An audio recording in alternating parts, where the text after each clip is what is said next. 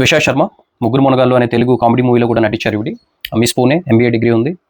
Dating యాప్లో ఒక అడ్వకేట్కి పరిచయం అయ్యారు. పరిచయం అయ్యి 2025 డిసెంబర్లో మ్యారేజ్ చేసుకున్నారు. మ్యారేజ్ అయిన 1 మంత్ నుంచే తనకి హెరాస్మెంట్ స్టార్ట్ అయింది. డౌరీ గురించి తన పేరుని కొన్ని షేర్స్ అవి కొన్నారు వాళ్ళ పేరెంట్స్. అవి తనకి ట్రాన్స్ఫర్ చేసేమని ఇలా హెరాస్ చేస్తూ ఉన్నాడు. వీళ్ళ బ్రదర్ మళ్ళీ ఆర్మీలో మేజర్గా వర్క్ చేస్తున్నాడు, అమ్మాయి వాళ్ళ బ్రదర్.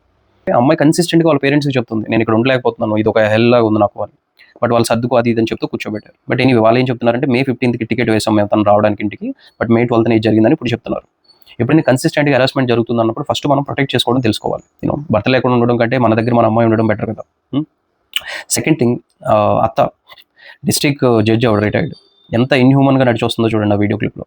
అమ్మాయిని పైనుంచి తీసుకొస్తుంటే ఇది ఇన్సిడెంట్ అయిపోయిన తర్వాత ఏం తెలియనట్టు, అంటే దానికి నాకు అసలు ఏం సంబంధం లేదు అన్నట్టు నడుచుకుంటూ వెళ్ళిపోతున్నారు. సో ఇలాంటి మనుషుల మధ్య బతుకుతున్నాం. ఈ వీడియో చూసే ఎవరో ఒకరు మీ అమ్మాయి కూడా ఇలా ఫీల్ అవుతుంది అంటే ఇంటికి తీసుకొచ్చుకోండి, కానీ సర్దుకోండి, సోదు కబుర్లు చెప్పకండి. Thank you.